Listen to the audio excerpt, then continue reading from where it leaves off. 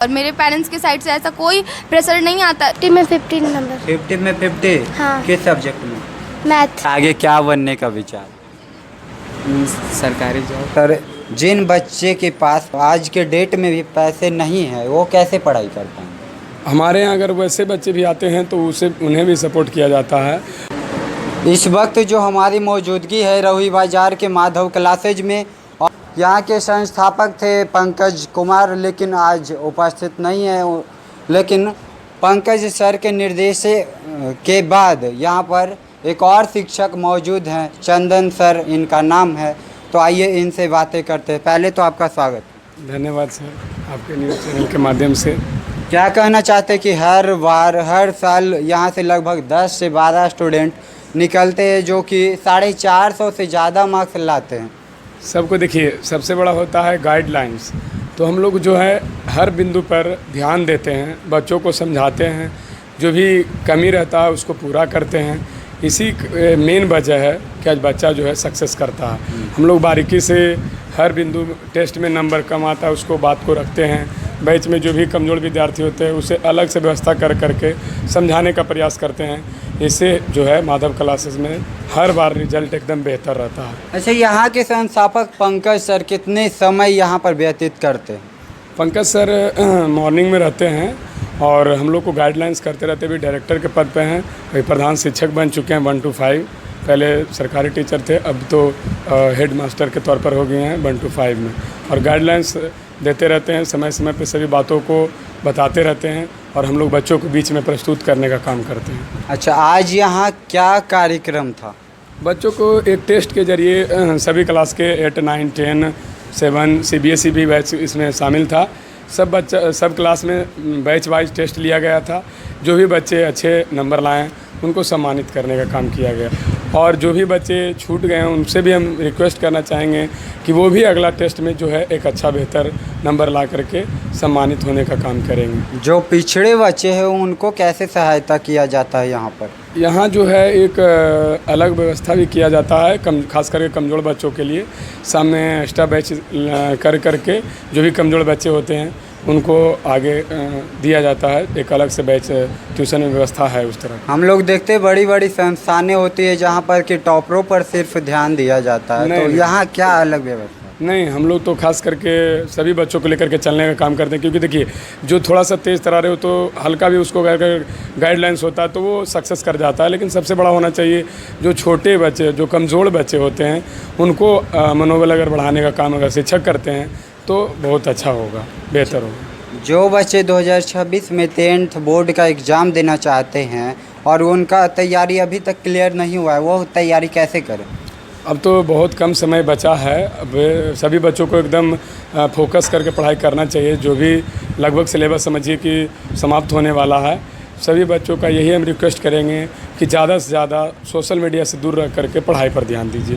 क्योंकि अगर self study नहीं कीजिएगा तो सक्सेस नहीं होगा। सोशल मीडिया की बात आपने किया सर, सोशल मीडिया पर कई ऐसे चीज़ें हैं जो कि सही भी है, कई ऐसे चीज़ें हैं जो कि गलत भी है, लेकिन ज़्यादातर बच्चे गलत के चक्कर में चले गए। हाँ, देखिए, सोशल मीडिया का अगर यूज़ करते हैं तो पढ़ाई के मामले में, यानी पढ़ाई से रिलेटेड यूज़ करते हैं तो बेहतर है। क्योंकि वहाँ जो यूट्यूब पे ऐसे बड़े शिक्षक प्लेटफॉर्म हैं जो फ्री ऑफ कॉस्ट बच्चों को शिक्षा देने का काम करते हैं। और हम बच्चों को बोलते भी रहते हैं कि ऑफलाइन भी ट्यूशन कर रहे हैं तो ऑनलाइन का सहारा लीजिए। लेकिन बच्चा जो है आज थोड़ा सा सोशल मीडिया में गलत प्लेटफॉर्म पर चला जाता है। यही एक रिक्वेस्ट है कि मतलब यूट्यूब पे जो भी टीचर पढ़ाते हैं उनके गाइडलाइंस का पालन करें और सिर्फ मोबाइल को पढ़ने में यूज़ करें। अच्छा, आजकल के बच्चों को लत लग गया है फ्री फायर खेलने का, तो यहाँ पर ऐसे कितने बच्चे हैं जो कि आपके नज़र में कितने बच्चे हैं जो कि फ्री फायर खेलते हैं? मेरे नज़र में तो होंगे, लेकिन अभी तक मतलब खुल के पता नहीं चला। क्योंकि देखिए, शिक्षक से ये लोग मतलब छुपाए हुए रहते हैं, ठीक है। और ये नहीं बोलेंगे कि हमारा विद्यार्थी उसमें नहीं रहता है, लेकिन हमको अभी तक कंफर्म किसी के बारे में पता नहीं। आजकल हम लोग देख रहे हैं बच्चे ज़्यादातर 8 या 9 वर्ष के होते हैं, उसके बाद ही बिगड़ जाते हैं। लेकिन गार्जियन उनको संभाल नहीं पाते हैं, तो उस बच्चे को कैसे ध्यान दिया जाएगा? उस देखिए, बच्चा तो सही बात है कि आज पहले का एक समय था जो हम लोग का समय था, आज जो है समय बदल चुका है। तो यही है कि बच्चों को माता पिता को या शिक्षकों को भी सबको मतलब एक ध्यान रखना चाहिए, और जो भी बच्चे हैं उनको समझा बुझा करके भी आज काम हो सकता है। हमारे ट्यूशन में भी हैं जो कि बात को बताते हैं, तो बढ़िया से समझने का काम करते हैं, और हमारे नज़र में तो बहुत अच्छे रहते हैं। जो कमज़ोर विद्यार्थी हैं, क्या उनके गार्जियन से बात किया जाता है? बिल्कुल, वहाँ तो बिल्कुल वहाँ हम गार्जियन से भी रूबरू होते रहते हैं हर महीने या 15 दिन पे। जो भी कमज़ोर विद्यार्थी होते हैं उनसे जो है हम बैठ करके गार्जियन से बात करते हैं, और उसका अलग से व्यवस्था भी करने का काम करते हैं। गार्जियन तो आज के दौर में खुद ही मोबाइल में रील्स स्क्रॉल करते हैं, वो कैसे व्यवस्था दे पाएंगे? नहीं, हम तो कहेंगे गार्जियन को थोड़ा सा इस सब पर पाबंदी लगे, और बच्चों को एक अच्छे मार्गदर्शन, अच्छे गाइडलाइंस का आज ज़रूरत है। और अगर वो बच्चा गाइडलाइंस उस तरह का मिलता है तो थोड़ा सा यानी कि बेहतर करने का काम। आइए, कुछ बच्चे हैं जिनको आज सम्मानित किया गया है, उनसे भी बातें कर। क्या नाम है आपका? अनामिका कुमारी, कहाँ से? रहुई से, रहुई से। कौन सी कक्षा में पढ़ती हो? 10th। कौन सा बोर्ड?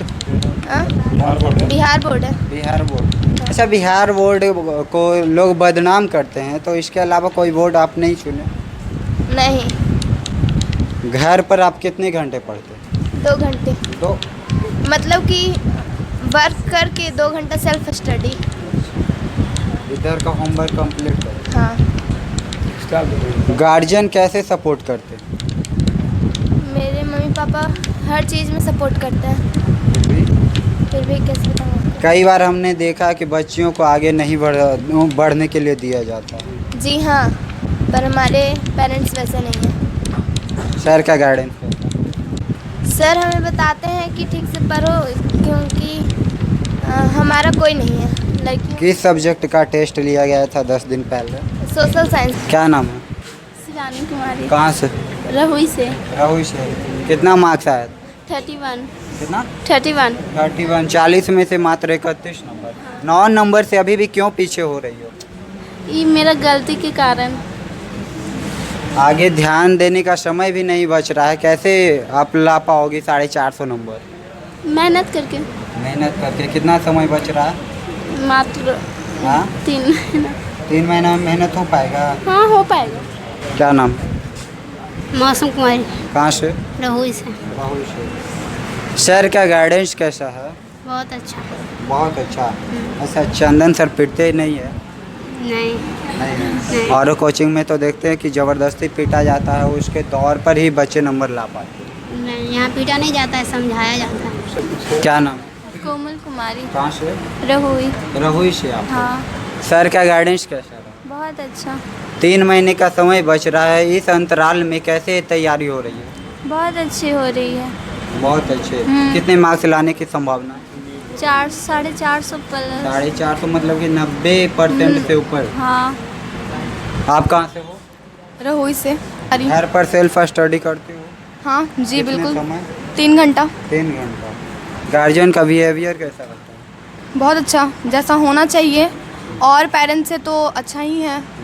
पेरेंट्स का मेंटलिटी अच्छा होना ज़्यादा इम्पोर्टेंट होता है, जो कि मेरे पेरेंट्स में है। कई बार हमने देखा कि समाज में बच्चियों को आगे बढ़ाने के लिए, आगे चलने के लिए राह नहीं दिखाया जाता है। कई बार हमने देखा कि 12th के बाद बच्चियों को शादी करा दिया जाता है, कोई भी कास्ट हो उससे मैटर नहीं करता है। क्या आपके गार्जियन भी ऐसा दबाव डालते हैं? बिल्कुल नहीं। मेरे पेरेंट्स का कहना है, अगर तुम पढ़ाई में सक्सेस कर रही हो, अच्छे से पढ़ रही हो, तो तुम्हारा करियर मतलब तुम्हारा फ्यूचर ब्राइट होना चाहिए। इसके लिए हमको जो करना हो हम वो करेंगे, बट तुमको फोकस करना होगा तुम्हारे स्टडी पे, ना कि किसी और काम पे। अगर पढ़ाई से तुम्हारा दिमाग भटकता है, तुम इधर उधर भटक रही हो, तो तुम अपने पेरेंट्स से बात करो, थोड़ा टाइम उनके साथ स्पेंड करो, जिसके कारण तुम फिर से अपने स्टडीज़ पे फोकस कर सकती हो। और मैं ऐसा ही करती हूँ, और मेरे पेरेंट्स के साइड से ऐसा कोई प्रेशर नहीं होता है, जैसा कि आप अभी बोले, वैसा प्रेशर मेरे पेरेंट्स साइड से नहीं बनता है मेरे लिए कि तुमको यहाँ तक ही पढ़ना है, पढ़ने के बाद तुम्हारी शादी हो जाएगी, ऐसा वैसा। मेरे फैमिली मतलब मेरे पेरेंट्स ऐसे मैटर पे बात करते ही नहीं। हर बार आप 10th में 1 नंबर पर आते थे, इस बार क्या हुआ? इस बार थोड़ा सा कम मेहनत किए। कितना मार्क्स आया था? 35। 35 40 में से। क्या नाम है? सिंपी कुमारी, कहाँ से हो? मंदिरपुर। सर का बिहेवियर कैसा है? बहुत अच्छा। सर पीटते हैं या नहीं पीटते? नहीं। अच्छा, इस बार टेस्ट में कितना मार्क्स आया था? 30। कौन सी क्लास की विद्यार्थी हो? 8 क्लास। 8 क्लास की। कितना मार्क्स आया था? 50 में 15 नंबर। 50 में 50? हाँ। किस सब्जेक्ट में? मैथ। मैथ में। कितना मार्क्स आया था? 33। कितना? 33। 33? हाँ, कितना पीछे हो? 7 नंबर से। 7 नंबर से पीछे काहे हो? पढ़ाई में थोड़ा ढिलाई दे दिए थे ये। सर ढिलाई दिए या फिर तुम ढिलाई? हाँ, काहे? कोई काम पड़ गया था। घर पर क्या करते हो? पढ़ते। पढ़ते हो। मम्मी पापा क्या करते हैं? पापा मुंबई में रहते हैं। मुंबई में काम करते हैं। हाँ।